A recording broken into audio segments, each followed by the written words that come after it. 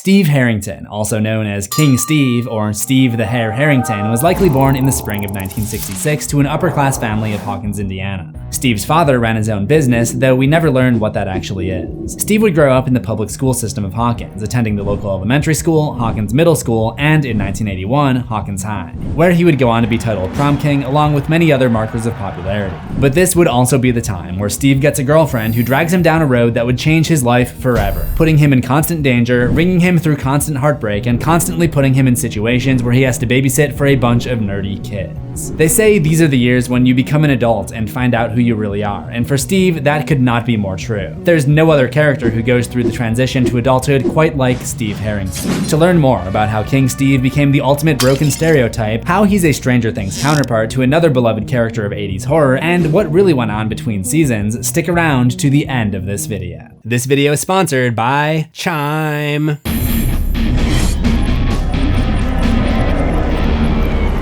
Welcome to Horror History. Even after his time at Hawkins High, Steve would be known as the King of Popularity, literally earning the name King Steve. Some of this would be earned through athleticism and romantic riz, but Steve's upper-class status, which is flaunted through his car, clothes, and his family home, play a huge role in his popularity at Hawkins High. In the 1980s, to many, the height of society was to be considered a preppy. This status often coincided with wealth, material items, and popularity. In a previous episode on Patrick Bateman from American Psycho, I talked about similar traits that made Patrick fit the social class known as the yuppie, or young urban professional. While yuppies tend to be associated with new money, preppies tend to be all about old money and generational wealth.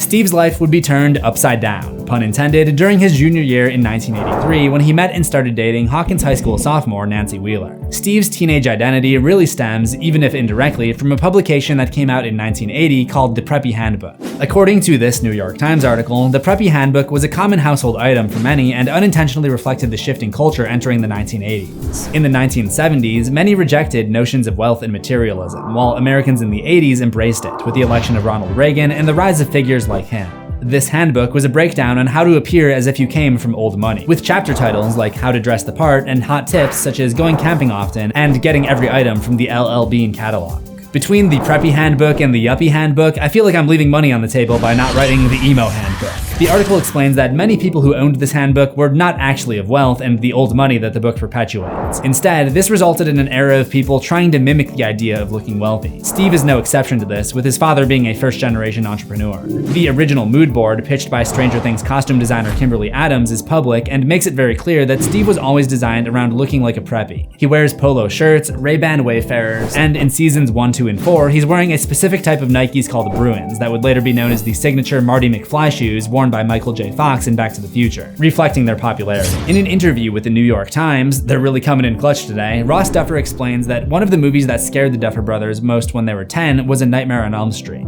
There are many parallels between Steve and Glen, and in both cases, these teenage boys exemplify the stereotypical 1980s preppy. Just like Glen and many consumers in the 1980s, Steve was trying to create a specific image of himself for status reasons. Eventually, that sort of false identity has to break, no matter how popular you might be. However, there is a good reason Steve Harrington is ranked by fans as the #1 character on Stranger Things. Steve is the embodiment of breaking stereotypes. To get a full understanding of what brought Steve to this intersection with his own identity as a teen, we've got to start back at his early childhood.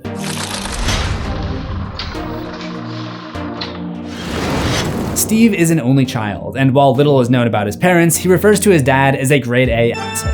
My dad has left town on a conference and my mom's gone with him because, she doesn't trust him. What is known is that his dad's self-made success put a lot of pressure on Steve to uphold a certain image for his family. Steve's young upbringing would mirror that of his eventual nemesis, Billy Hargrove. Billy's father, Neil, was abusive and put a lot of pressure on Billy to be good at sports. Steve's dad may not have been physically abusive like Billy's, but similar pressures to excel in athletics would have been put on Steve. However, where Neil wanted Billy to be tough and represent more of a blue-collar masculinity, Steve's dad would have put pressure on Steve to uphold a high-class status, and the athleticism would have been pushed in a slightly different direction, pushing Steve to gain titles like team captain. There also would have been a lot of pressure on Steve to get good grades and be a good student, and this would be the area where Steve would rebel. As Steve started at Hawkins Middle School in 1978, he began forming the friend group that would continue into high school. He would focus less on school and more on his own personal status and impressing girls. He became friends with a boy named Tommy Hagen, better known as Tommy H. Tommy was considered a troublemaker, and in 7th grade, Tommy got a girlfriend named Carol Perkins. sports. Tommy and Carol have been having sex since like 7th grade. As Steve entered Hawkins High School in 1981, he continued to excel in sports, becoming a star basketball player and captain of the swim team. Judging by the decorations in his room, he also had an interest in bowling, but we don't really know if he was ever serious about it. I could see it though. His grades were just barely enough to pass, and maybe a lack of parental support at home had something to do with this. Tommy and Carol were more interested in partying, drinking, and sex, and the proximity effect rubs off on Steve. However, while his parents might have been disappointed with Steve's tanking grades, he was still rewarded with brand name clothes, Ray-Ban Wayfarers, and during sophomore year, a brand new BMW. All of these things, along with having highly styled hair, made Steve really popular in school, and he got the attention of a lot of girls. It is possible that some of Steve's material items came from his own income, because each summer he worked as a lifeguard at the community pool. But it can be safely assumed that most of these items wouldn't be covered by a part-time lifeguard wage. In 1983, during Steve's junior year, he meets a freshman named Nancy Wheeler. Like Steve, Nancy came from a middle to upper class family, but unlike Steve, his friends, or the girls he typically dates, Nancy is a good student, and her grades are important to her. When Steve pursues her, she's flushed with getting attention from the king of the school. However, Nancy downplays the relationship, even initially trying to hide it from her best friend Barb, or as I called her one time, Brad. In November, Steve and Nancy had some kind of fight, but they made up, as documented in Nancy's diary. The next day, he leaves a note in her locker to meet him at the bathroom, where they make out. Steve would have been considered a bad influence. As she runs off to class, Steve tries to plead with her to meet up later. You're an idiot, Steve Harrington. But ultimately, she agrees, and they plan a study date that evening at 8 p.m. However, as word gets out about the disappearance of a boy in town, Steve gets a call from her to cancel the plans due to a new curfew set by her mother. So he once again takes after his Nightmare on Elm Street counterpart by sneaking into Nancy's window. Steve refers to himself as a ninja, despite his complete lack of grace or skill. Like Nancy Thompson, Nancy Wheeler is panicked at having a boy in her room, but she does allow him to stay and help her run chemistry flashcards for her big test the next day, which he quickly turns into strip flashcards, causing Nancy to have to clarify. I'm not Lori, or Amy, or Becky. You mean you're not a slut? And this gets through to him. He stops trying to pressure her, at least for that night. The next day at school, he continues to test her good girl reputation by sharing that his mom and dad are out of town and inviting her to a party at his house. Nancy's shock at the notion of a party on a school night highlights the difference in mindset between the two, but ultimately, her desire for him wins out, and she convinces Brad to accompany her to the party. Steve tries to show off for Nancy by shotgunning a beer in front of her, and while Nancy makes fun of him, she joins in an attempt to fit in. Peer pressure spreads from Nancy to Brad, who is hesitant, then accidentally cuts her hand while trying to punch the can open. Steve is well aware that his bad boy image to Nancy is what makes him attractive, and continues to flaunt this by smoking a cigarette, which is something he likely only does to impress girls, as he's never seen doing it again. So why do good girls like bad guys? I've had this question for a real long time, but it works. Steve invites Nancy upstairs and she joins him. But this seemingly romantic gesture would have dire consequences for their relationship.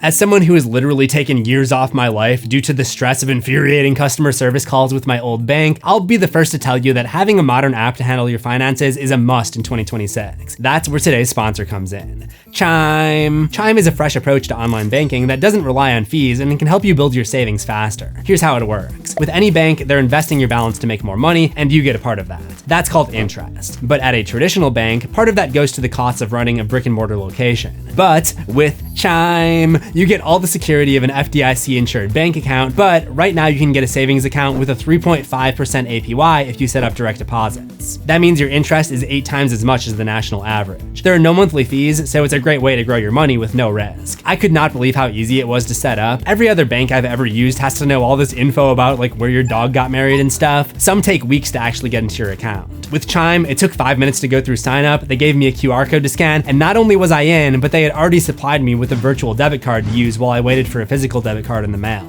The easy experience was consistent with the entire Chime app. Clean, easy to use, and they're giving you up to $350, so make sure you use my link in the description. Guys, I'm out of time, but just remember, Chime.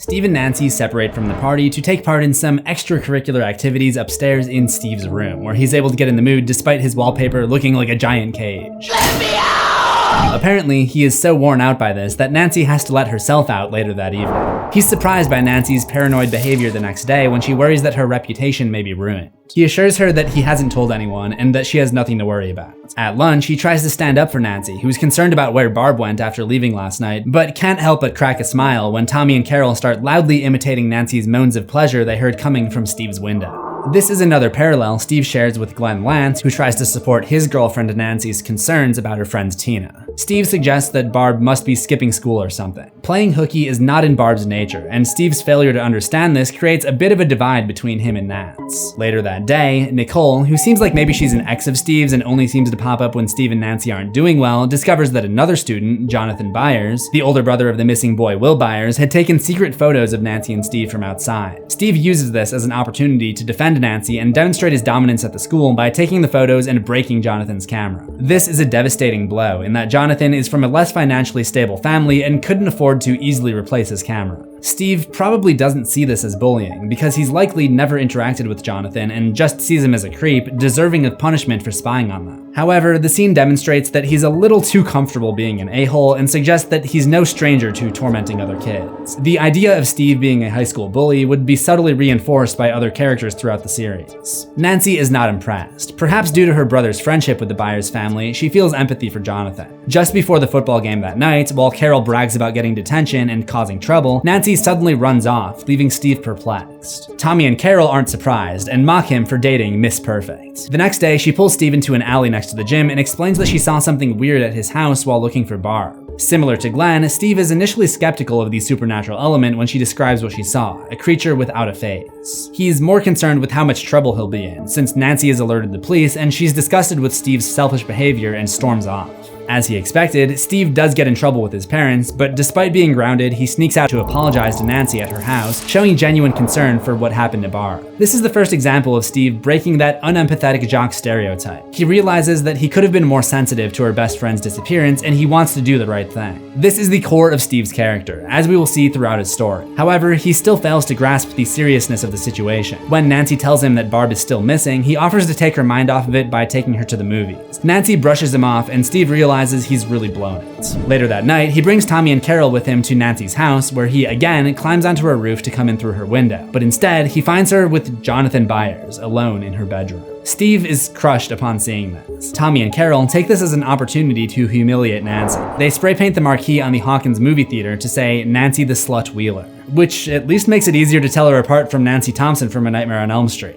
We're here for Tina now, not ourselves. But this is the exact reputation that Nancy was scared of getting from her relationship with Steve, so this really stings for her. Also, Nicole is with the group again, seemingly trying to capitalize on Nancy and Steve's issues. I think it's safe to say that at the very least, she has a crush on him and wants to get between him and Nancy. Upon finding this, Nancy confronts Steve in an alleyway behind the movie theater, leading to the confrontation between Steve and Jonathan that has been bubbling for a while now. Steve once again demonstrates that he's no stranger to bullying and knows how to get under Jonathan's skin by shoving his upper-class status in Jonathan's face, calling his family a disgrace to the entire town. With his brother still missing, this causes Jonathan to snap and beats the out of Steve.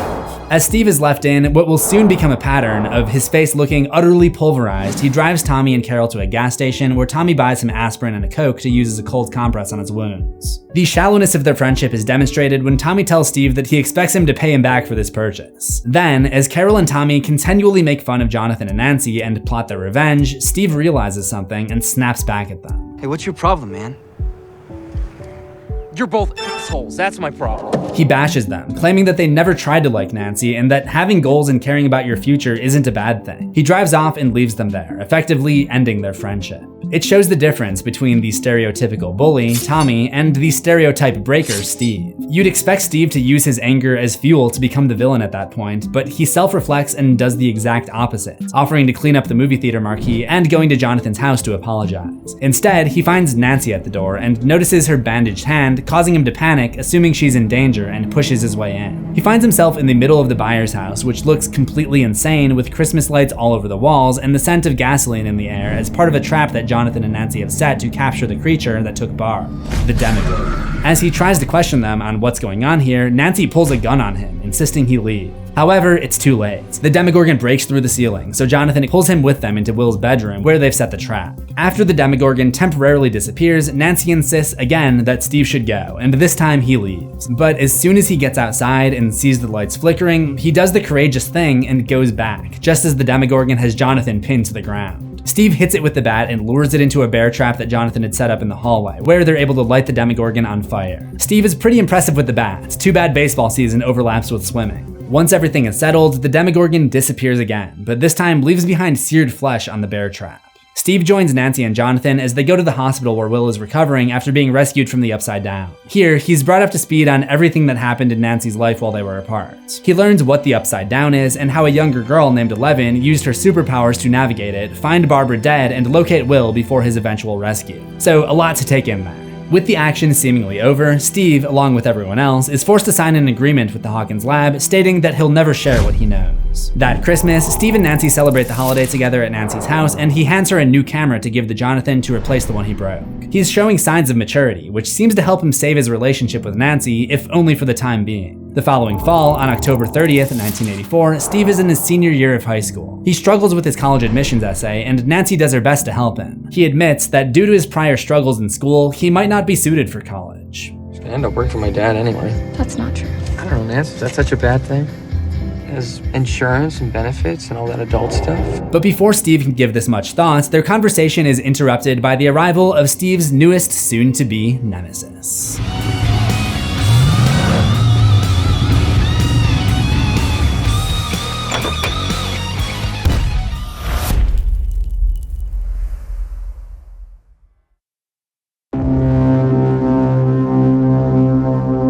It's likely that after Steve told Tommy H. and Carol to take a hike, the two of them did not last as a couple. They're never seen together again, and the appearance of a new student, Billy Hargrove, grabs the attention of several girls, especially Carol. Steve accompanies Nancy to dinner at Barbara's parents' house later that night, where they both have to pretend not to know what happened to her as they witness their grief. They share that they're selling their house in order to afford a private detective. This makes Nancy really lose it, leaving Steve to keep things together with the Hollins.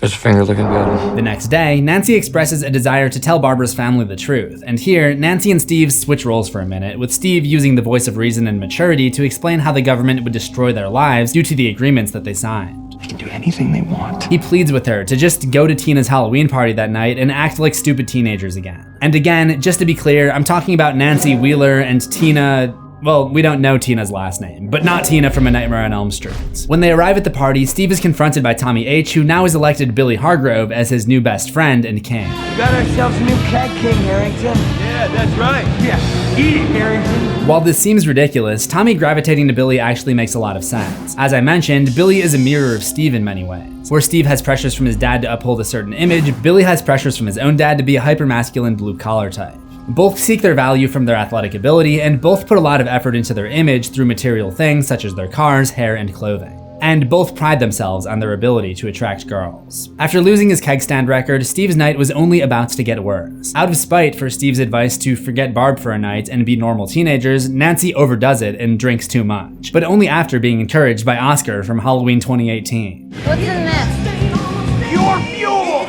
Pure fuel! I refuse to believe that's not Oscar living in a double universe between Hawkins 1984 and Haddonfield 2018. As Steve tries to keep Nancy from giving herself alcohol poisoning, they fight over a cup of punch, resulting in a huge party foul. As he tries to help his completely trashed girlfriend clean herself up in the bathroom so he can drive her home, she drunkenly tells him that she sees them as to blame for Barbara's death, and in her inebriated stupor, calls their love bullshit. With this being the second time in a year that he's had his heart ripped out by her, he storms out and tells Jonathan he can give her a ride home. The next morning, he doesn't bother giving her a ride to school, and later that day, he and Billy square off again, this time in the gymnasium where their athletic abilities are tested. Harrington, right? I heard you used to run this school. That's true. King Steve, they used to call him, huh? Then he turned bitch. Steve is seemingly no match for Billy, who looks like a 20-something man, but his humiliation is interrupted by Nancy, who pulls Steve into their official spot for confrontations, the alley next to the gym. Nancy has no memory of the night before, and Steve pleads with her to convince him that she didn't really mean what she said and actually does love him, but Nancy just stares at him, seeming dumbfounded by the question. Oscar from Halloween 2018 calls Steve back to the game to continue to square off with Billy. Harrington! Dude, we need you, man. That douchebag's killing us. Later that day, Steve shows up at Nancy's house with flowers, rehearsing an apology, though by his own admission, one that is not owed to Nancy. Love you. Sorry. Sorry. What the hell am I sorry for? But he is stopped by 13-year-old Dustin Henderson, who had also experienced the horrors of the Upside Down the previous fall. Dustin informs him that Nancy is not home and demands Steve's help as he climbs into the car, asking if he still has the nail-spiked baseball bat, which Steve does keep handy in his trunk. Dustin reveals that he's been secretly keeping a small Demogorgon he found as a pet, which he's named D'Artagnan, or Dart for short, but things quickly got out of hand when Dart ate the family cats. Steve investigates the crawlspace where Dustin had supposedly locked Dart, and they discover molted skin like that of a snake and a fresh tunnel leading out of the crawlspace. While Steve helps Dustin look for Dart, Nancy goes with Jonathan Byers to find Murray Bauman, the private investigator that Barbara's parents hired, and she ends up cheating on him with Jonathan. But Steve doesn't find out about this, and if he did, I think he owed Tommy H. and Carol a huge apology because they were f***ing right. As Steve and Dustin lay down a trail of meat to try to draw Dart out of hiding, Dustin tells of a new girl at school that he's interested in, Max Mayfield. Steve gives him advice, telling him to act like he doesn't care and don't fall in love with her. He also divulges the secrets of how he styles his hair. It's Fabergé Organics.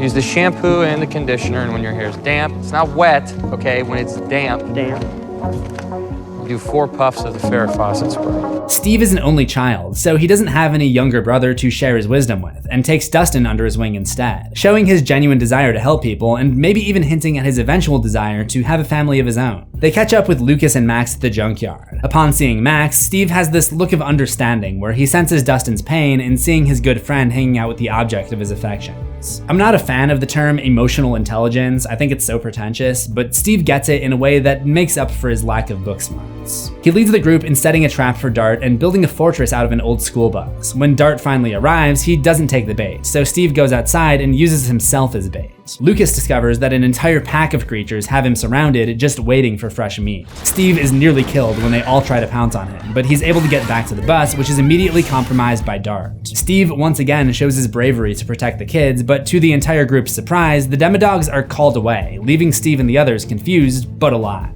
Steve scared him off? No. No way. They're going somewhere. As the four walk along the train tracks trying to figure out where the Demodogs went, Steve is the one to notice a strange sound that leads them towards the Hawkins lab. Hey guys. Where the power is out and alarms are sounding. They know that the gate that links the Upside Down to the real world is in there, and that's most likely where the dogs went. As they approach, they run into Nancy and Jonathan, who are arriving at the same time, having figured out that Will's mom Joyce, and Nancy's brother Mike are inside and something is wrong. Nancy and Steve both seem shocked to see each other, but put their issues aside for the more pressing matters at hand. It's probably for the better, because they would soon find themselves in a race to save their entire hometown.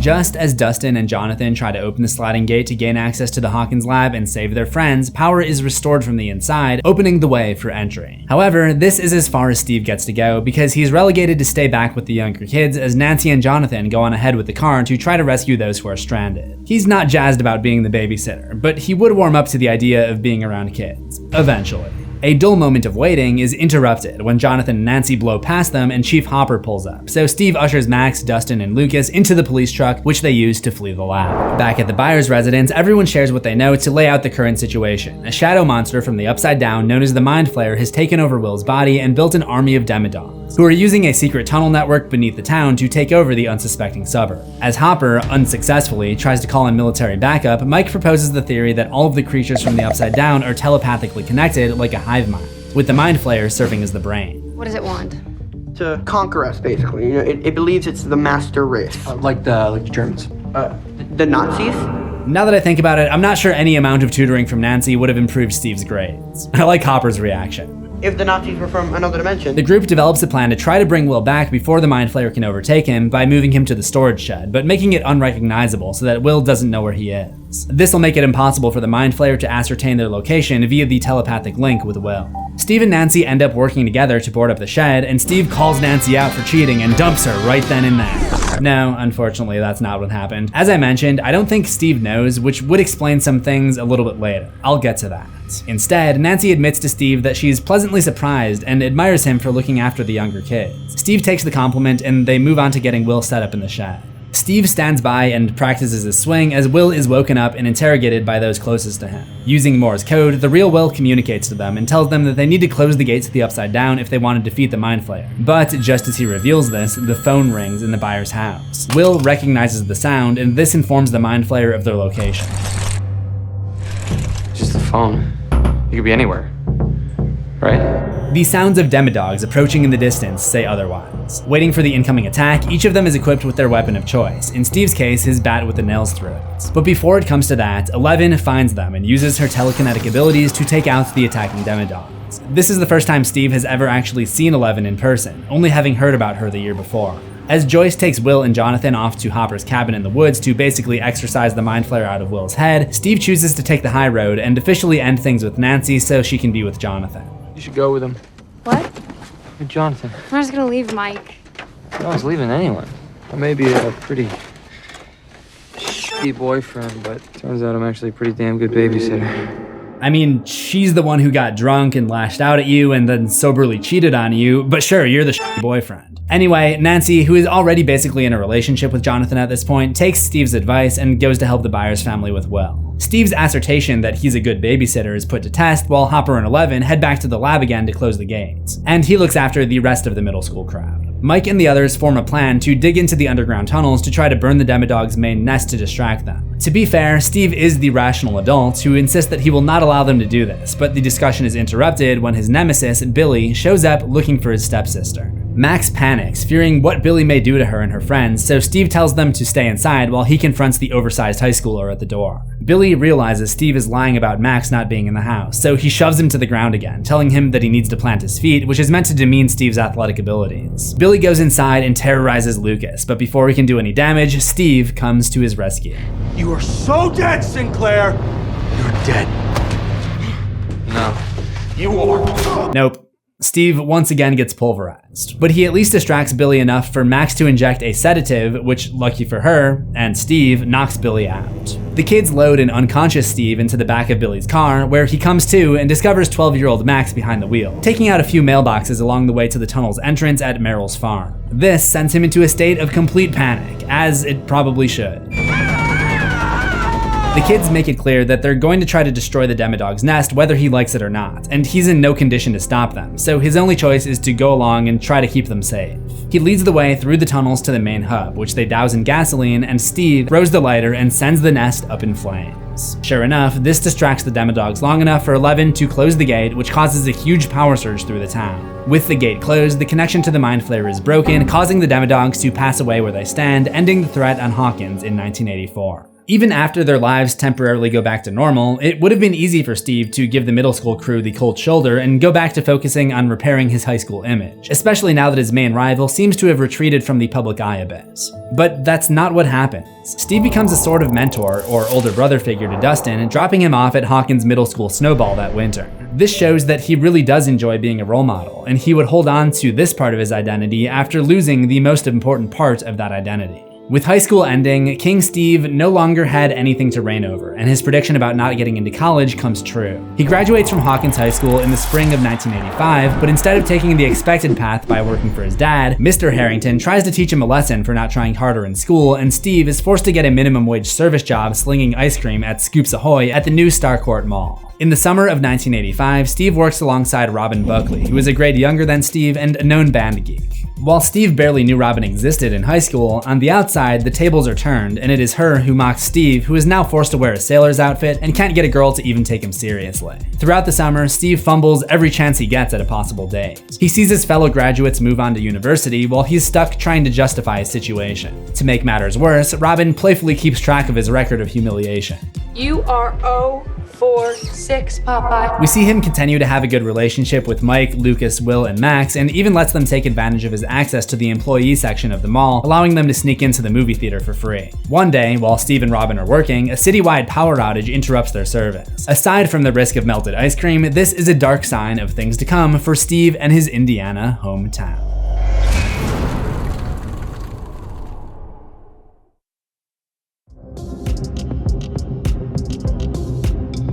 On June 30th, 1985, Dustin visits Steve at Scoops Ahoy after returning from science camp, where Dustin met his first girlfriend using Steve's advice. Steve is completely jazzed to see him. In fact, this is the most excited we ever see him up to this point, evidence of the evolution of their relationship, but also evidence of the sad state of Steve's life. His best friend is a child. How many children are you friends with? Dustin comes with news that he's intercepted a message from the Russians on his high-powered walkie-talkie. In 1985, nuclear tension with the Soviet Union and the spread of communism were constant fears in the US, so hearing a secret Russian message was reason for concern. They get to work trying to translate the recording, but don't do a very good job of hiding what they're doing, and before long, Robin insists on joining them. With her help, they figure out what the Russian man in the recording is saying after closing up shop in the evening. The week is long, the silver cat feeds, when blue meets yellow in the west. Dustin and Robin deduce that it must be code, but it's Steve who realizes that the message did not come from Russia. He notices music playing in the background and recognizes it from the Indiana Fever horse ride in the mall. This gives him the epiphany that the transmission was sent from nearby, possibly this very shopping plaza. The next day, Robin mans the ice cream counter while Steve and Dustin investigate around the mall, searching for evil Russians with a pair of binoculars that probably gave them away more than they helped. Steve gets distracted when he sees one of the girls he was hitting on hanging with a former benchwarmer from the basketball team. Dustin incessantly ships him with Robin, despite Steve insisting that she isn't his type because she's a drama and band geek, which he sees as a bad look for him. Despite his fall from grace as Mr. Popular and his recent character development to let go of Nancy, he's still concerned with his image as it pertains to his dating life. And even Dustin, who just got into the dating scene, can see how immature he's being. Now that you're out of high school, which means you're technically an adult,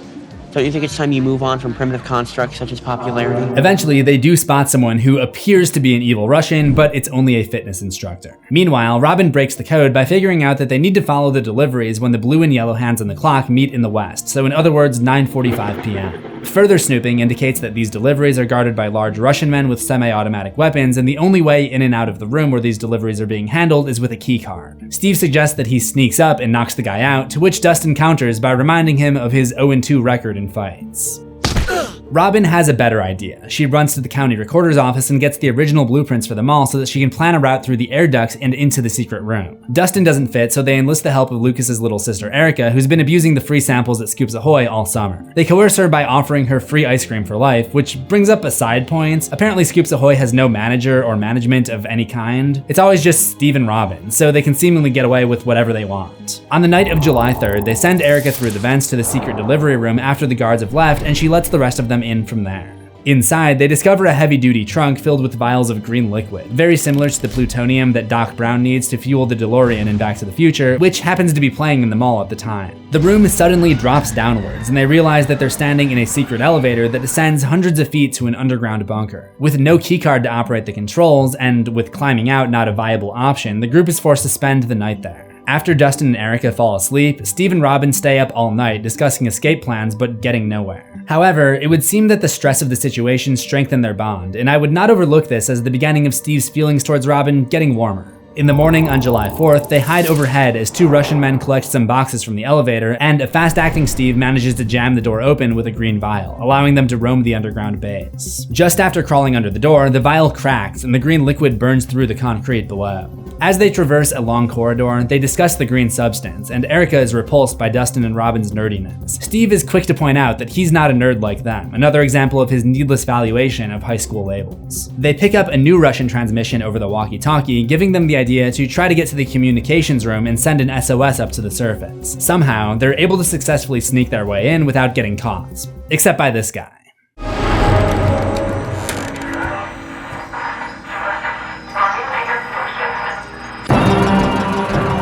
And for the first time ever, Steve wins a fight. He knocks the guy out with a microphone and steals his keycard, but as he does so, Robin accidentally discovers a staircase leading to a giant drill powered by the green vials that has opened a new gate to the Upside Down. Equally concerning, I just realized that Scoops Ahoy must have been closed for the 4th of July, because as far as I can tell, Robin and Steve are the only employees. Before Steve and Dustin have a chance to explain what the Upside Down even is, not that an explanation would do much good, Steve's Punch-Out victim comes to and sets the place on high alert. Steve and Robin hold the door shut to give the kids a chance to escape, resulting in the two sailors being detained.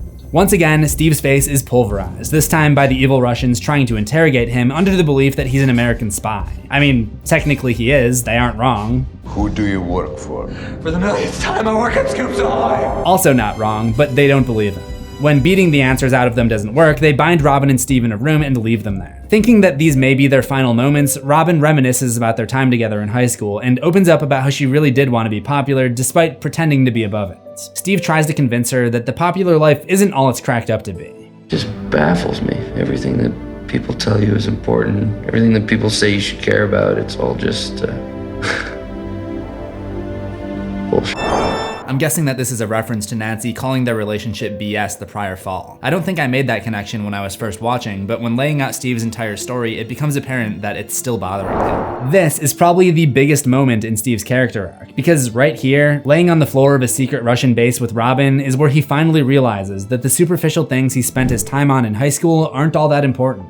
The jock stereotype he's followed to this point dictates that he'll peak in high school. If he had died at the hands of the USSR in 1985, that would have been the case. And it takes these insane circumstances to realize that if he ever gets out, he's gonna make sure that high school was not his peak. It's one more stereotype that Steve decides he's going to shatter if he ever gets the chance. Before that can happen, the Russians inject the two with a truth serum that's supposed to get them talking, but obviously they have nothing of importance to say. Some of the guards are drawn away by a critical situation in another room, and that's when Dustin comes to their aid with a giant shock stick.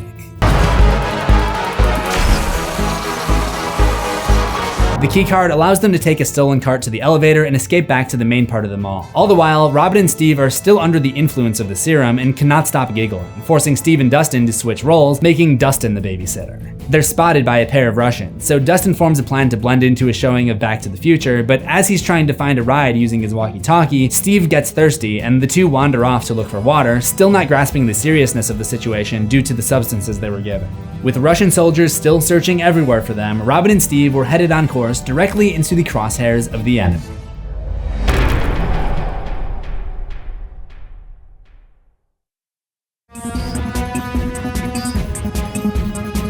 Steve and Robin wander into the movie theater lobby area, still in a daze from the truth serum forced upon them by their Russian interrogators. They both trip out looking at the ceiling of the mall, which makes them nauseous and sends them into the bathroom to throw up, where they slowly start to come back down to reality. Apparently, the truth serum was good for something then. As they talk, the subject shifts to love and relationships. He explains how he got over Nancy because he realized that there was someone better for him, and that someone turns out to be none other than Robin. This moment is another huge step for Steve, recognizing that being prom king or getting the approval of Tommy H isn't as important as he once believed. How fitting that he's finally realized he's over Nancy, or so he thinks, while hanging out with Robin in the restroom, the same spot where he used to make out with Nancy before class. There's just one problem. This is Steve's pink triangle moment, and Robin lets him know the truth. He's dumb, she's a lesbian.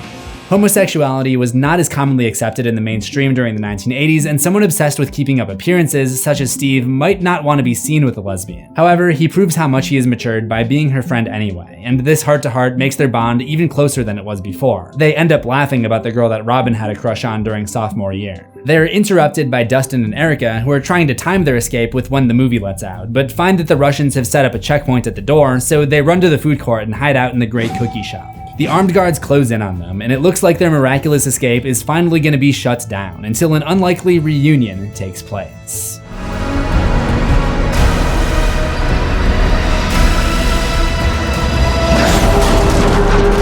11, along with Nancy, Jonathan, Mike, Will, Lucas, and Max, greet the Scoops troop in the food court, and Steve finally spills the beans about 11's superpowers to Robin. Actually, I'm surprised that didn't come out while he was drugged. He brings them all up to speed on the underground Russians, and they give him, Robin, and Dustin an update on the Mind Flayer, who has created a new physical cafeteria meat-style monster to terrorize Hawkins.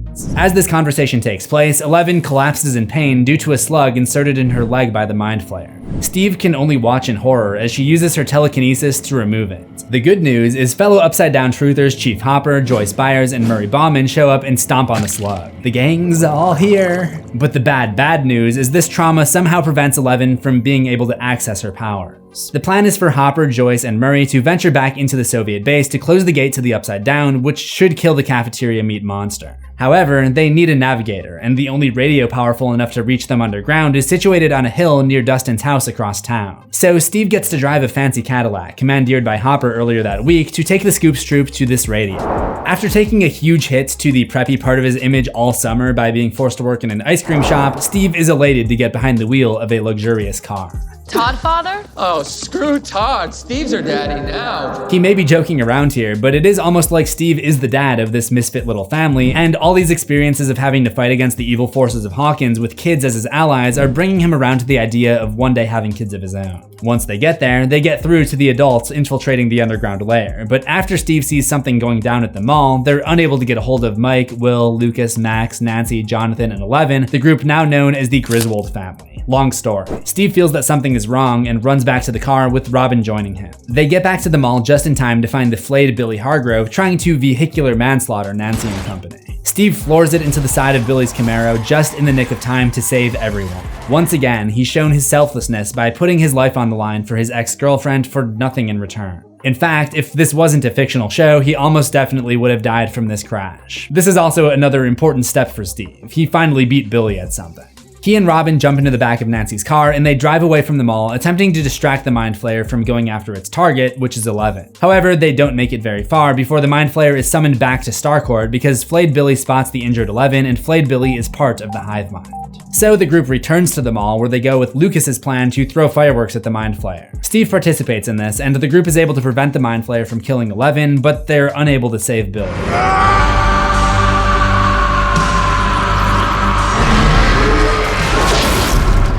I guess that's the end of that rivalry. Hopper and Joyce do manage to close the gate underground. Hopper disappears and is presumed dead. The whole ordeal is covered up by the government. The official story is that the mall was destroyed in a fire, killing several residents, but Chief Hopper heroically saved the others. With the mall out of commission, Steve and Robin are left without jobs. And I guess Erica is left without her free ice cream for life. Unlike Robin, who has many skills that are applicable to many things, Steve really struggles to find another job, even putting his mom down as a reference on his resume. However, Robin's persuasion helps him get a job at Family Video, which seems ill-fitted for Steve, who can barely name 2 movies, but she convinces the manager that Steve is such a chick magnet that girls will come in just to see him. Total lie, but it works. Steve manages to hold the job for the next several months and gets to work alongside Robin again as she goes into her senior year of high school.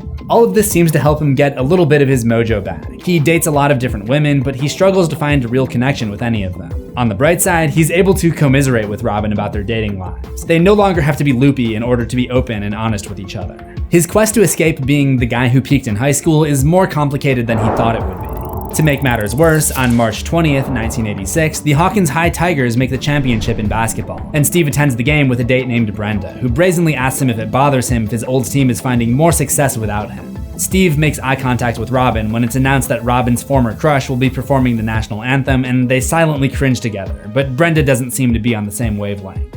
Wow, she sounds amazing, doesn't she? Or maybe even on the same planet. When Lucas hits the championship clinching shot, Steve is even more excited than he was when Dustin came home from summer camp. The next day at work, March 21st, Steve and Robin continue to rant about their love lives when they see news that cheerleader Chrissy Cunningham has lost her life in a trailer park. Later that day, Dustin and Max arrive, insisting they need to use the phones to try to locate known burnout Eddie Munson. Unlike Billy, who is a mirrored version of Steve, Eddie is the opposite, representing the rising counterculture of the late 1980s, the response to preppies and their culture. It comes as no surprise that Steve doesn't initially have much empathy for Eddie, even when Dustin and Max suggest that he's being set up for a murder that he didn't commit. While the other 3 contact all of Eddie's friends, Steve helps out customers. He seems to have learned a lot about movies in his short time working there. He's serviceable at finding VHS tapes, but still struggles to find the girl of his dreams. Robin figures out the location of Eddie's hideout, so they just close up shop, because again, it seems like these teenagers are just unsupervised while on the job. They search a shed overlooking Lover's Lake.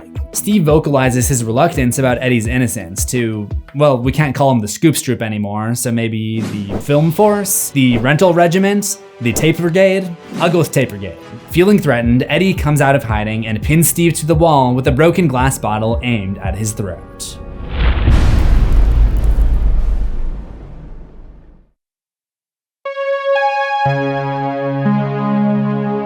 Dustin manages to successfully talk Eddie Munson down from joining the ever-growing club of people who have pulverized Steve Harrington. After calming down, Eddie shares what happened. He was selling a certain substance to Chrissy when she went into a trance and levitated in the air. Then he saw her bones snap and her eyes burst before she collapsed. Steve has little choice but to assume that this is a new threat from the Upside Down, which Dustin and Eddie refer to as Vecna. Steve once again finds himself at a crossroads with his own identity. In the past, he would have identified with a group trying to crucify Eddie because of his alignment with alternative music and Dungeons and Dragons. But as we've almost come to expect now, Steve breaks the stereotype and takes the side of the nerds. On March 22nd, the Tape Brigade goes back to Max's trailer where they discover that Vecna has taken another victim, Nancy's coworker at the newspaper, Fred Benson. When they cross paths with Nancy, she brainstorms with them. After going their separate ways a couple years ago, this is probably the first time they've really interacted in any meaningful way, and he shows that he still cares for her, discouraging her from going off on her own and offering to come with and protect her. There's some additional awkwardness associated with this because Jonathan moved to California with his family, which put a strain on Jonathan and Nancy's relationship. So it kind of looks like he's trying to get closer to Nancy again. Which makes some sense if we go back to the fall of 1984. During the Demogorgon arc, Nancy goes off with Jonathan in a quest to expose Barb's death so that the parents could have closure, during which she ends up cheating on Steve. When she sees Steve again, he knows something is going on between her and Jonathan and tells her to just go with him, implying that this is the end of the relationship. He obviously knows that something is up, but I don't think he ever finds out that Nancy cheated on him. And because of this, he's probably always left the door open to getting back with her if things didn't work out between her and Jonathan. After all, just last summer, he told Robin that Nancy was the only girl he ever loved. So Nancy is not only trash for cheating on him, but she's double trash for not telling him. She had no problem throwing Hawkins' lab under the bus to give Mr. and Mrs. Holland closure, but she refuses to throw herself under the bus to give Steve closure. She's a bitch and Steve deserves way better. Anyway, Robin doesn't have a license, so she goes with Nancy while Steve finds himself in a familiar role. Always the babysitter. Always the damn babysitter. He drives a very surly Max Mayfield to her counselor's house with the plan to steal the keys so that they can read up in the files of the two victims, Chrissy and Fred. While waiting in the car, Dustin tries to broach the subject of Nancy, but Harrington, unconvincingly, still insists that he was just looking out for a friend. That night, they break into the school to examine the confidential files and conclude both victims were tormented by Vecna for days leading up to their deaths. Max is most likely the next intended victim, seeing as how she's now displaying similar symptoms. Nancy sees similarities to a criminal from Hawkins' past named Victor Creel, so she decides to visit him in the asylum the next day. Also, Lucas joins the brigade.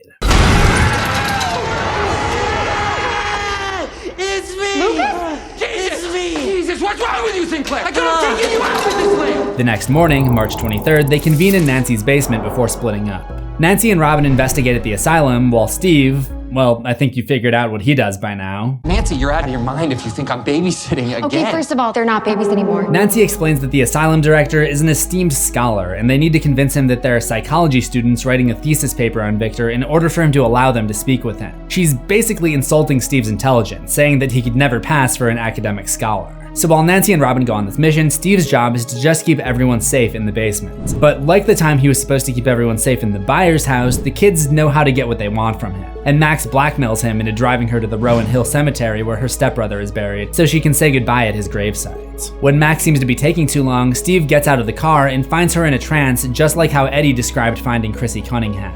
Dustin and Lucas get word from Robin and Nancy that the only way to break out of this trance is for Max to hear her favorite music, so they save her by blasting Kate Bush into her ears. Much like your own ears were probably blasted with her music in the summer of 2022. Everyone crashes in Nancy's basement again. Then, on the 24th, the whole brigade checks out the old Creel house. Yeah, that's not creepy. Everyone pairs off into groups of two, and of course, Steve is left with the dynamic duo of him and Dustin. Is that a sigh? No, I did not sigh. Dustin is like a brother to him, but it's understandable that Steve maybe just wants to switch things up every once in a while.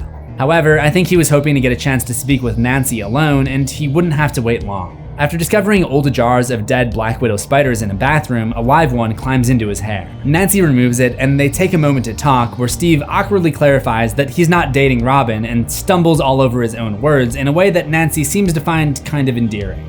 As they investigate further, they realize they can track what Vecna is doing by seeing where lights flicker in the house as Vecna moves through it, and conclude that Vecna must be operating out of the upside-down version of the attic.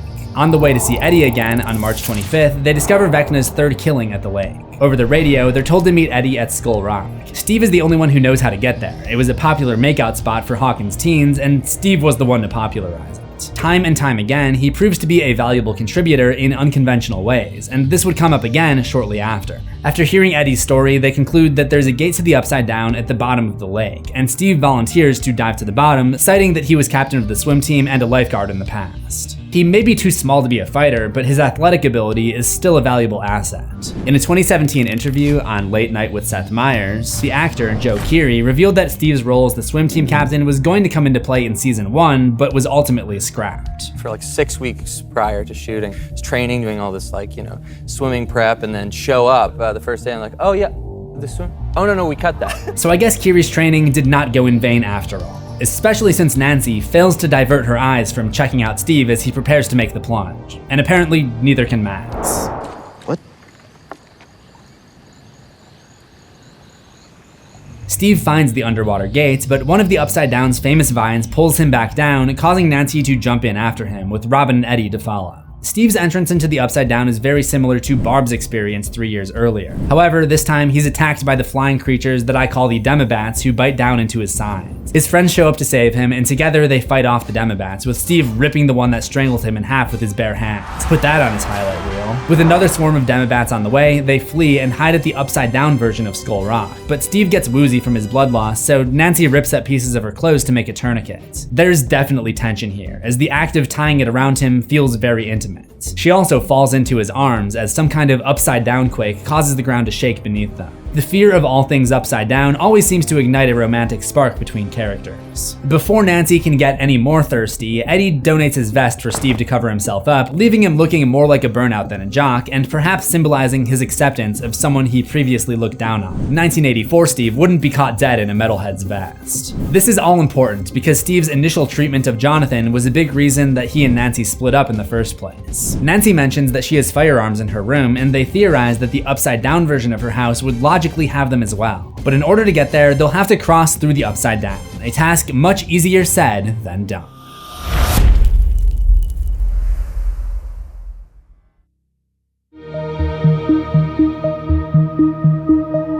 On the way through the desolate wasteland of the Upside Down, Steve and Eddie get to talking, and Eddie gives the highest compliment he can give, calling Steve metal for his courageousness back at the gate and going on to admit that he misjudged him. I guess I can accept the fact that Steve Harrington is actually a good dude. Rich parents, popular, chicks love him. Not a douche? No way, man. No way. That, flies in the face of all the laws of the universe. He also elucidates how Nancy didn't hesitate to jump into the lake to save him when he was in danger. Now, I don't know what happened between you two. If I were you, I would get her back. No, Steve, don't fall for it. You can do so much better. After arriving at Nancy's house, they learn that the Upside Down never progressed after 11 opened the gate on November 6, 1983, and has been frozen in time, which means that Nancy's guns aren't in the house. Surely there's some kind of symbolism behind the fact that Nancy and Steve haven't fully moved on from a time when they were in love, and neither has the world that they are currently inhabiting. They do discover that they can communicate with Dustin, Erica, and Max through the lights, and decide to meet them at Eddie's trailer, where there should be another gate that they can use to cross back over. But before making it back to the real world, Steve witnesses Vecna take hold of Nancy and put her into a trance. After showing her a series of images, Vecna releases her, and Steve catches his ex and holds her close for comfort. The next day, March 26th, Nancy explains the apocalyptic imagery that Vecna showed her before letting her live in order to pass the message on to 11. Steve insists on contacting the California crew, but they can't get through, so it's decided that they'll have to take the fight to Vecna on their own. As usual, he's opposed to this because it's dangerous, but also as usual, he agrees to go along and protect his friends once it's clear that they're doing it with or without his help. The new plan involves stealing an RV and buying guns, axes, lighter fluid, and more. As is usually the case whenever he's sober, Steve is behind the wheel. This is him taking on the typical father role again. He even admits to Nancy that his dream is to have a big family and travel the country every summer, causing her to look at him lustfully. Again, don't do it, Steve. The family aspirations are Steve's own way of breaking away from the pressures put on him by his own family. It's not as glamorous as the cool guy image he usually associates with, but the more time he spends with the misfits sitting in the back, the more he's willing to admit that the family life doesn't sound so bad. Steve, Nancy, and Robin execute their part of the plan. They make it into the Upside Down and head to the Creel house. On the way there, Robin goes ahead, giving Steve and Nancy another opportunity to talk. Surprisingly, he thanks her, telling her the breakup 2 years ago gave him the thump on the head he needed to change his ways for the better. He can't help but wonder if he had changed before meeting her, if things might have gone differently. And to my absolute horror, he tells her that he sees himself one day traveling the country in a Winnebago with her by his side. Nancy, never one to turn down an opportunity to cheat on a boyfriend, can't bring herself to just say no. Nancy is triple trash now.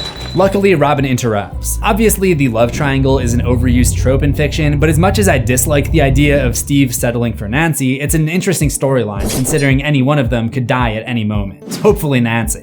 Anyway, they get to the house, Eddie distracts the Demobats with Metallica, but Vecna has riddled the entire estate with security vines. When Robin steps on one, they are detected by the hive mind, and the vines wrap and capture each of them, nearly strangling them to death.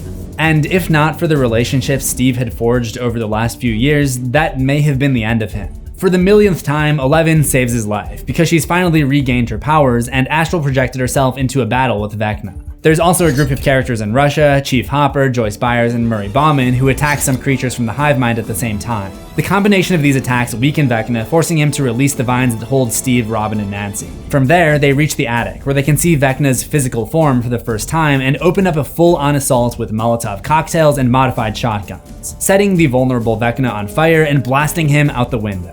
However, despite their best efforts, he somehow survives, and his body is missing when they go outside past the spot where he landed. This allows Vecna to pull off his big ritual and kill Max, allowing a fourth gate to open and the fault line to burst down the middle of Hawkins, causing mass destruction. 11 is able to stop the town from complete ruination by getting Max's heart beating again, leaving her in a coma. After this, there's a 2-day time jump, so I'm assuming March 28th, 1986 is the day the Surfer Boy pizza van shows up in the Wheelers' driveway, and Steve can only look on as Jonathan and Nancy reunite. His reaction says it all. It's easy to understand why he's frustrated. He gave his best shot at Vecna and failed. He totally turned his life around and did everything he could to impress Nancy, but failed.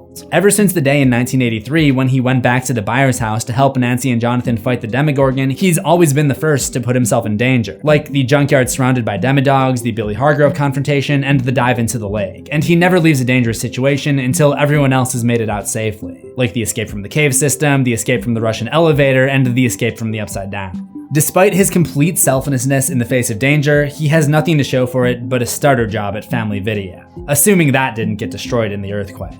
But despite everything I just said, I still think he's in a much better place than he once was. Gone is the kid who moseyed through school, coasting on his looks and athletic abilities as he underachieved in the classroom. The new Steve is kind, hardworking, and compassionate. But would it be enough to save him from what happened next?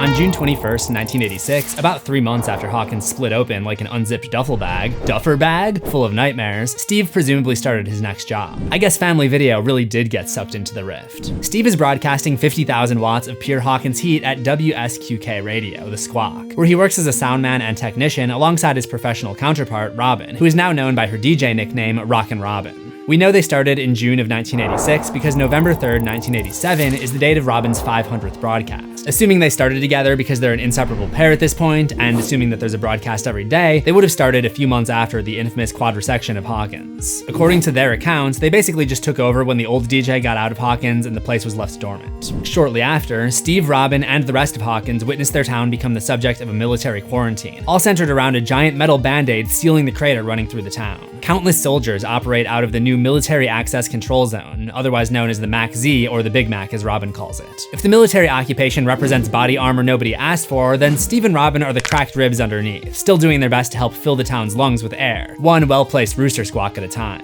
Date, ladies and gentlemen. Instead of what you might expect from the former king of Hawkins High, Steve plays a background role, diligently, even happily feeding cassettes into the tape deck. Using the radio station, Steve helps Robin covertly alert their friends when the military is performing an expedition into the Upside Down, because these excursions are the perfect opportunity to perform what they call a crawl. The crawl, named after the dungeon crawl from D&D, just like everything in Stranger Things lore, is the Hawkins Hellraiser's ongoing operation to track down Vecna by stowing Hopper away on the last car of the military caravan, tracking him with radio equipment from the right side up, and having him clear each sector of Hawkins one by one. Over the next year and a half, they would run 37 crawls with exactly 0 Vecnas found. Their hit rate was a lot lower than Steve's free throw percentage. The story picks up again on November 3rd, 1987, when the radio signal crashes and Steve instantly suspects military interference, so he does what he always does when something goes wrong. He calls Dustin. Only this time, the Hellfire Club's last surviving torchbearer can't be bothered. Just read the manual, Steve. Come on, man, that thing might as well be in Greek. And learn Greek. Can't always be there to solve your problems for you, Steve. Before Dustin shuts off his walkie in protest, he floats a theory. The culprit for the signal blackout is likely something called a remote radio head. Left to fend for themselves, Steve and Robin head to the station's broadcast tower, where they're joined by station manager Nancy and the source of her romantic buyer's remorse, Jonathan Byers. The encounter between her old flame and current flame isn't as awkward as you might think at first, until they realize that someone has to climb hundreds of feet to the top of the massive tower, and Steve's prom king energy clashes with Jonathan's insecurity. I'm like 1/4 monkey, dude. I got this, Byers. Don't sweat it. He sweats it.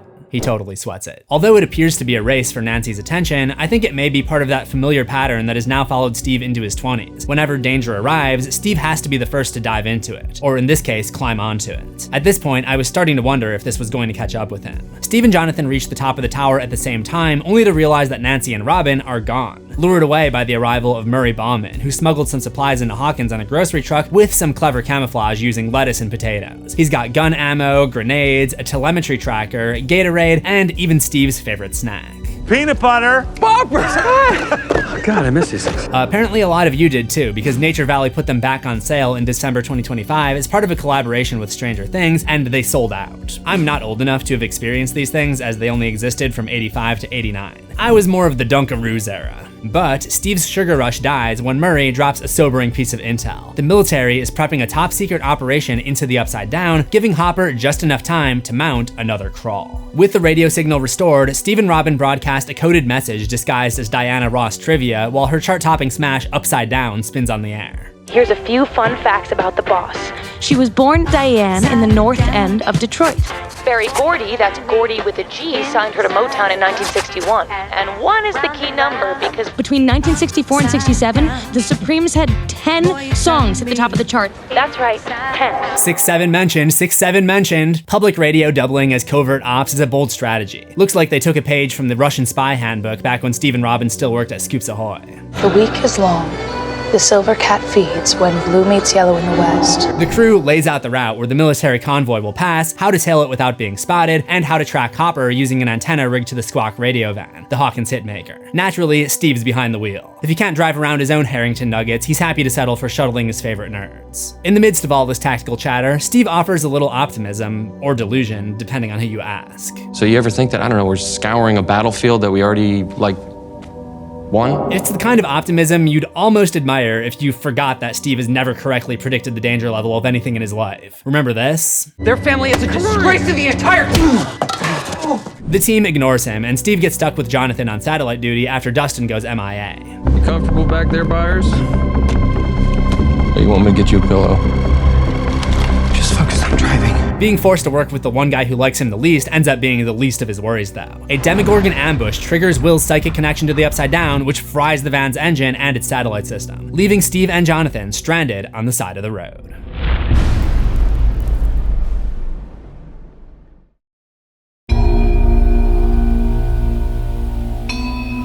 Broken down on the side of the road with a useless satellite tracker in the back, a good Samaritan offers to help out with a pair of jumper cables, until she realizes that Steve previously stood up her sister. Multiple occasions. It's another rare glimpse into his scumbag past before meeting Nancy. To make things less awkward, his first instinct is to offer her a snack. Bopper?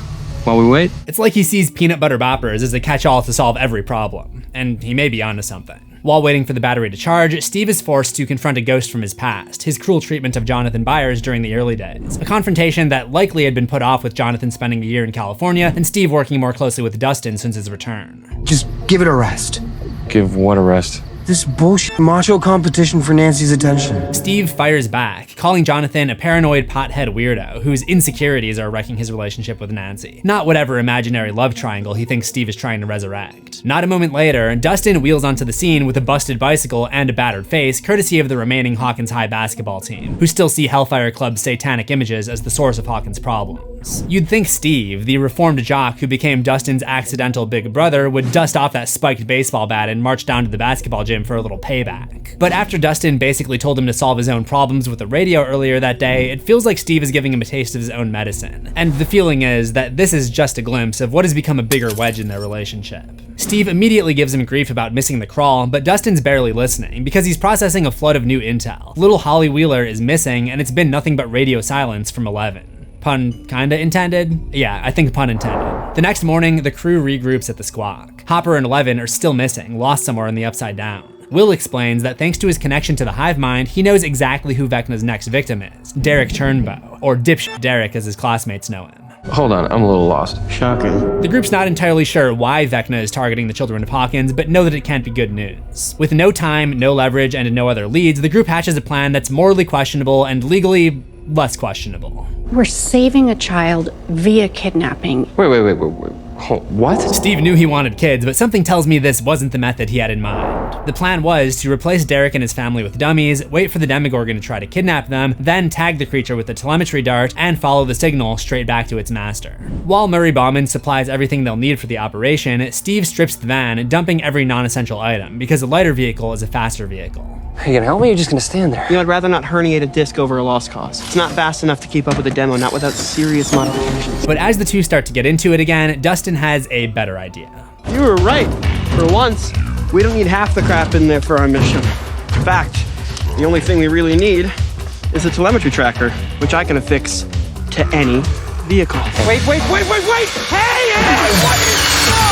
What the? After losing Nancy, a handful of jobs, friends, and his dignity, you'd think he'd be used to disappointment, but for Steve, this one still hurts. That night, they sit in the modified Beamer, waiting for the entire Turnbow clan, who's in a literal food coma, courtesy of Erica's special pie recipe. Once the Turnbows are out cold, the rest of the Hawkins crew moves in. Steve once again shows off his dad's skills, drilling, hammering, wiring snare traps, and at one point, sporting a foot-long chainsaw as he carves a dinner table-sized pit into the living room floor. This is gonna work. Yeah, it better work. It does work, at least at first. As the Turnbows safely lie unconscious at McCorkle Barn, the lights begin to flicker, which Steve probably remembers as a telltale sign of a Demogorgon arrival. The creature falls for their trap, resulting in a transmitter dart being lodged into its back. In the middle of the fight, it bolts out of the house. Steve's cue to floor the acceleration pedal, with Dustin riding shotgun and Nancy and Jonathan wide-eyed in the back seat. The car plows through fences and carves dirt into neighbors' lawns, desperate to keep pace with the creature's telemetry signal. But, to their horror, the Demogorgon heads straight for McCorkle Farm, where Derek recently awakened from his benzo-driven stupor. With Derek awake, Vecna can see what he sees, and he was sending his pet to collect his next and biggest target.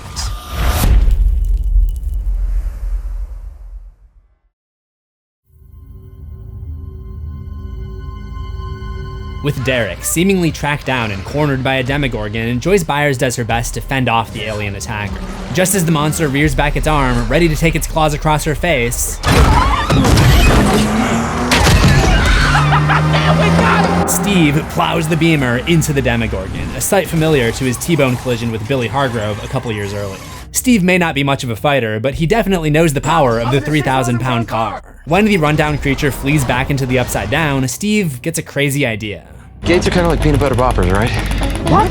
The outside's like crunchy and tough, but then you bite down on it, gives way to a gooey, creamy core. Food logic wins out, and the Beamer rockets forward, straight into, then through, the glowing wall of goop that seals the Upside Down. While it's worked out for him okay to this point, it's another example of Steve's insistence on throwing himself into danger first. And you can hear Dustin in particular really panicking as he does so. We'll revisit this. Once they're on the other side, the chase continues until they hit a wall. Literally. The Beamer nosedives into an impenetrable wall of pulsating flesh, so the group walkies Hopper and 11 for help. They're told to stay put, but Steve is getting short on patience. I just say we ignore the old man. We keep moving. Jonathan is against the idea, but Nancy sides with Steve, which you know is gonna cause some tension, regardless of the conflict. But of course, it's not about taking sides for Nancy, she just wants to keep searching for Holly. Before Jonathan has time to form a rebuttal, Dustin barges in with an epiphany. He's determined that the flesh wall is circular, and at the center of it is none other than Hawkins' lab. Dustin theorizes that Vecna's circular flesh wall functions like the energy shield from Return of the Jedi, a protective barrier that kept Han Solo and the rebels from dealing damage to the second Death Star. Yeah, cool. Thanks for the summary of a movie we've all seen. I guess Steve's time at Family Video had a positive effect on him because his movie knowledge was pretty much non-existent back then. Dustin's theory is simple. If they can find whatever's generating the shield and destroy it, they can breach Vecna's defenses and save Holly. So they split up to search for it. Can we just switch the teams up? Nance, you and me go up?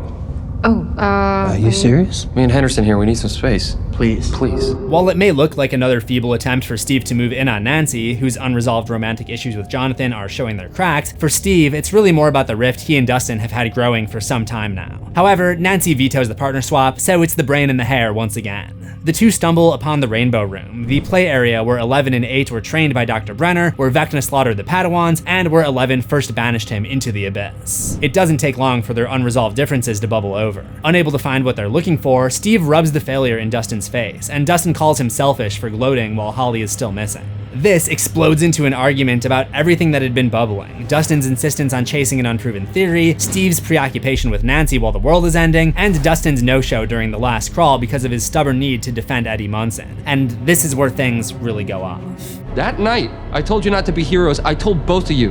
What did Eddie do? He charged into a swarm of killer bats. To save my life! He saved no one. He saved everyone! You can keep telling yourself that, Henderson, but deep down, the reason you're so goddamn pissed is because you know the truth. Eddie wanted to play hero, and he made a dumb call, and he got himself killed. This was kind of funny to me because I had just recently watched this video making the exact same argument, and Steve isn't entirely wrong, but he is wrong for bringing it up. Dustin snaps, and what follows is a sloppy scuffle where Dustin gets in a few licks and Steve just tries to pull away, disgusted by the absurdity of the situation. I know Steve doesn't win many fights, but at least he didn't get beat up by Dustin. He leaves Dustin alone to stew in the emotional wreckage, where he happens upon Dr. Brenner's journal and discovers that the Upside Down isn't another dimension, but rather a wormhole to another world. And the shield generator they were after was actually exotic matter, an energy source holding everything together in the Upside Down. And when Nancy shoots it, Steve sees the effects permeate everywhere and rushes back to Dustin for an explanation that would change everything.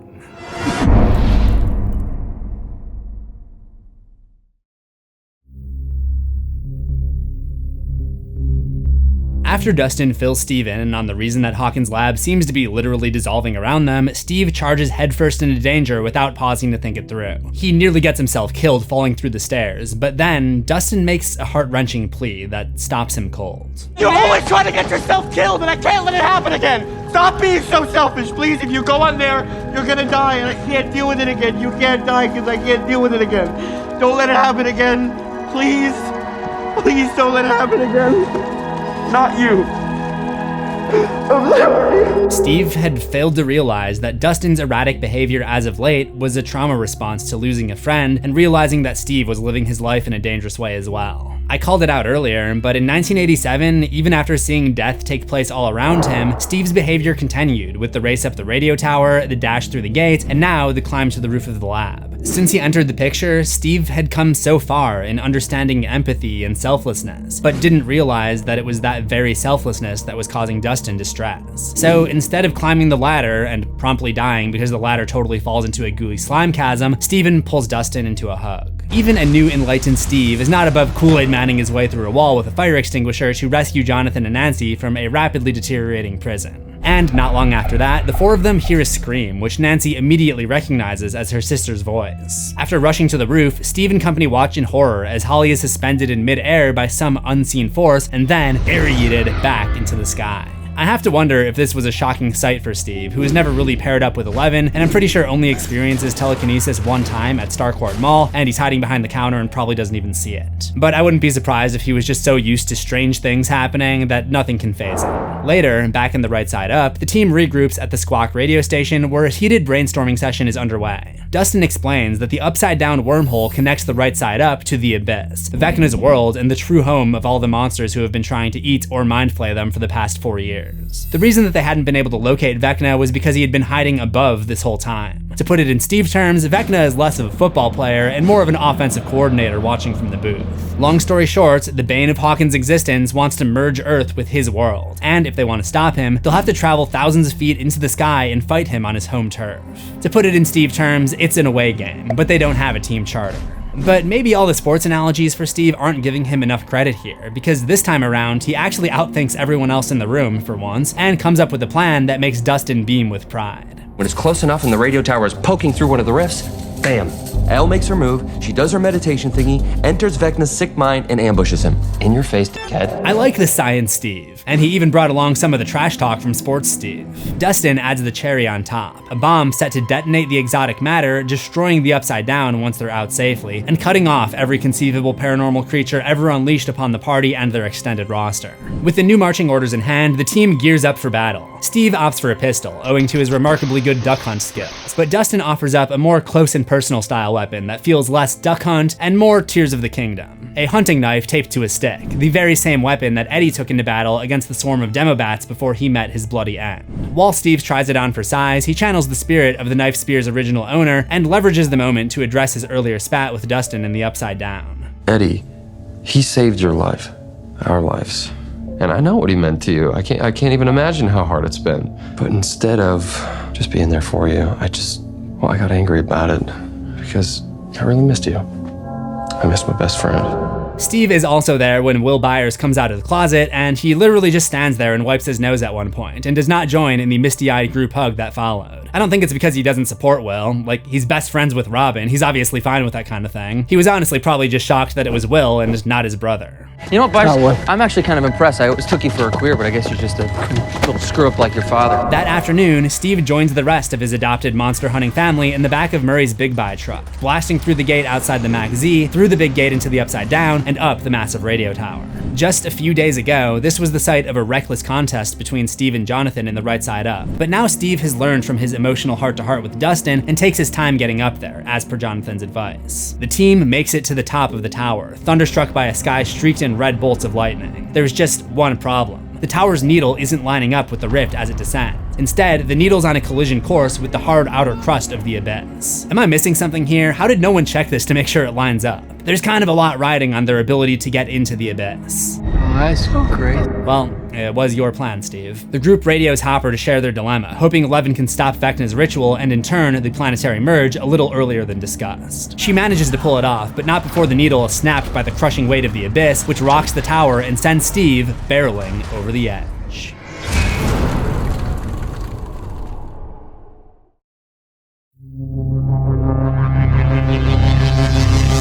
It would appear that Steve Harrington's more careful approach to his adventures didn't end up saving him, because he still got rocked off of the radio tower, about to be converted from the Hair Harrington to the Puddle Harrington. Except, he doesn't, thanks to a life-saving assist from Jonathan, of all people, who dives to the edge of the landing and catches Steve just before he drops out of reach. I got you, Stoller. I'm really getting tired of all these one-arm save scenes in movies. There's no way you're just grabbing 150 pounds out of midair like that and pulling it back with one hand unless you're like a serious rock climber or something. But I guess we've seen stranger things.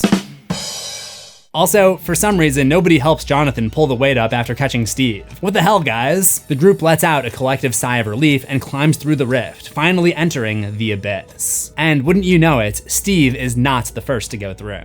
Once inside the interdimensional desert wasteland, Harrington thanks Jonathan for the save. Hey, man. Thought I was a goner back there. Owe you one.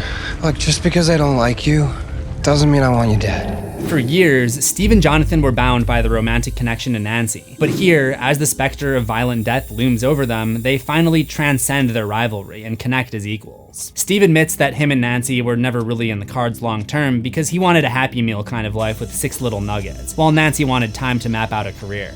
Thank God. The battle with Vecna has not even started yet, but I was breathing a sigh of relief right here. He says he'd rather have Nancy as a friend than nothing at all, and he and Jonathan agree that she's pretty special. Yeah, I guess that's one way of saying it. Moments later, they're called ahead as the team discovers a grotesque, spider-like structure which Will confirms is the location from his vision where the missing kids are being kept. Will taps into the hive mind one more time and sees Henry's revelation about his past in tandem with him, that he too was a vessel under the control of the Mind Flayer. With that, the arachnid-looking structure in the distance unfurls and reveals itself to be the true physical form of the Mind Flayer. Steve and company make a run for it as the very large, very pissed-off creature the size of a building gives chase, kicking up plumes of dust and debris and shattering slabs of stone in its wake. It seems for sure that this time they got in over their head, but no task is too big when 11 shows up, tosses a massive boulder at the Mind Flayer, and pierces the chest of the beast, leaping inside for one last showdown with Vecna. The rest of the party finds themselves feeling helpless until they realize they have to treat the Mind Flayer fight like a game of Dungeons and Dragons. We spread out, flank it on all sides, just chip away at its hit points. Hit points? What you talking about, hit points? Amazing that after all this time, Dustin still hasn't managed to rope Steve into a game of D&D. Then again, I managed to watch 5 seasons of this stuff without ever actually playing a game myself, so I guess I can't judge. When everyone flanks out, they each contribute with one of the skills that we've seen them master over the course of their time together. Nancy goes Lady Rambo with the assault rifle, as always. Robin hits it with Molotov cocktails, calling back to her assaults of Vecna in the attic the previous year. Jonathan handles the flamethrower, similar to his first ever encounter with the Demogorgon in 1983. Lucas slingshots acetone balloons with his wrist rocket, calling back to his contributions against the MF during the Battle of Starcourt. Mike shoots flares at it. I think this is also a reference to shooting the fireworks at Starcourt, but I'm not entirely sure. And then there's Steve and Dustin, who impale the beast from below with their Eddie Munson approved knife spears. This is for Eddie, you son of a bitch! They're bursting these egg sacs on the underbelly of the creature, and the whole scene is a huge homage to Stephen King's It, where a character named Ben Hanscom also finds himself up against a giant arachnid creature during the final battle, and also has to stomp out all of the creature's egg sacs so that it can never reproduce, and also fights to avenge a fallen friend named Eddie. I can't believe this is actually the first time I've brought up Stephen King during this video. I guess it's because Steve Harrington is literally a character written to break the bully or jock stereotypes that you typically see in King's writing. So seeing him avenge Eddie as an homage to It is actually perfect because it continues with that subversion. The battle ends with a mortally wounded Vecna impaled on a spike by 11, causing the Mind Flayer to collapse and die as well. It seemed like an impossible task, but together they had pulled it off. Everyone digs into the Mind Flayer's remains to save the kids who had been abducted and bound in suspended animation. Steve is the one to rescue Derek, who is the biggest and best of the kidnapped kids. Steve embraces and comforts Derek, another reminder of his nurturing paternal instincts yet to be put to use on kids of his own. I seriously can't believe how much power and awesomeness are on the screen at one time when he's rescuing Derek. But Steve is also the first to notice that Vecna hadn't been finished off quite yet. The disgraced man can be heard coughing and choking back to life, but the comeback is short-lived, because Joyce waltzes in moments later to perform the coup de grace, which is French for chop his head off with an axe. With the battle now over and won, the party and the rescued kids head back home. I'm actually not sure how they safely climbed back down to the radio tower from the rift. At least they had 11 this time to catch anyone who falls. They pile back into the big buy truck, with Steve, the all-time designated driver, taking the wheel. How fitting. But the celebration is short-lived, thanks to one more roadblock as soon as they cross the interdimensional bridge back into the right side up.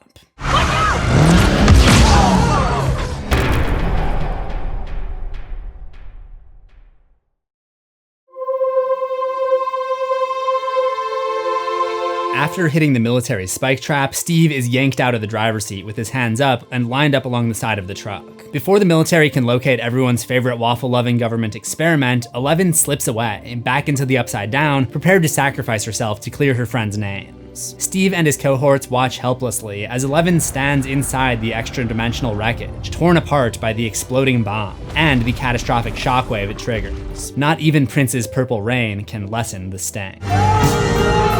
Over the course of the next 18 months, life slowly returns back to normal. Steve is the only one of the older kids to stay in Hawkins and watches the town rebuild, an obvious choice in hindsight given his intentions to build a family. After the military lifted the quarantine following Eleven's death, Hawkins' former radio DJ, Jimmy Fasthands, returns to his station, meaning Steve and Robin were once again out of a job. At some point, Steve takes a new position as a baseball coach and sex ed teacher at Hawkins Middle School, a telltale sign that he's gotten more responsible about his escapades. It's too big, it's not gonna fit. Steve hears that all the time and he goes in anyway, don't you, Steve? What the hell's wrong with you? Oops, wrong clip. I love teaching these kids, you know? I get to teach them about the miracle of life and how to not start it accidentally. He even gets to coach Derek Turnbow, who is his catcher. That's a lot of power and awesomeness on one team. And it's Cubs baseball. You can't go wrong with Cubs baseball. I can easily see Derek being a future Kyle Schwarber type. And to everyone wondering if Derek's family ever survived being drugged by Steve and the others the night of the Demogorgon's arrival, we can safely say they were fine, because Turnbow Real Estate is a sponsor of the middle school baseball field. It would be nice if they planted some infield grass. I wonder if Steve still has that spiked baseball bat, or if it was in his trunk when his car was obliterated in the Upside Down. Now, Steve may have taught his players not to strike out, but did he continue to strike out in his dating life? The answer is no. I'm not sure if it was his newfound confidence after saving the world, or the cathartic letting go of his hopes to date Nancy Trashcan Wheeler, but Steve is back in the batter's box, for better or for worse. Dawn, Margaret, and Julie may not have been the one, but Steve has a good feeling about Kristen. In 1989, Saved by the Bell went on the air. I'm sure Steve got a kick out of seeing his old preppy persona at the center of a TV show with an excellently named main character. In June of 1989, Steve and Robin attended the Hawkins High School graduation, where he sees Dustin give a kick-ass speech, and Lucas, Mike, Max, and Will also walk the stage. Steve is the first one to give a standing ovation when Dustin is announced. Afterwards, over red cups and bottles of Pabst Blue Ribbon on the roof of the Squawk, Steve chats with Robin, Nancy, and Jonathan about his surprising, joyful evolution into adulthood. Together, they toast to nothing ever keeping them apart, and vow to meet up at least once a month at Robin's weird uncle's house in Philly. In the end, Steve Harrington might have the most surprising arc of anyone in Hawkins. Before a hole in the world unleashed a flood of nightmare creatures on his small town, he seemed destined to follow the typical Stephen King or Wes Craven trope of the guy who peaked in high school. Prom king, class heartthrob, and not much else for the rest of his life. But the tragedy of Hawkins became his unlikely salvation. It taught him that he could be more than the guy with the hair, or the Beamer, or the money, or the girlfriend. Which is no better exemplified than by his new best friend, perhaps the biggest of Hawkins' nerds, Dustin Henderson, who Steve meets up with periodically during college for an occasional adventure in a camping trailer. Which in my book is a huge upgrade from Tommy H and Carol. Anyone is an upgrade over Tommy H and Carol. If you can't get enough Stranger Things, check out the playlist on the left for character analyses on more of your favorite characters. Check out my other channel, Pumpkin Metal, for pop punk and metal band history. And if you love horror, remember to subscribe to CZsWorld for new horrors every week. Ring the death bell and select all notifications so you too can be saved by the bell. And I will see you in the next one, assuming we both survive.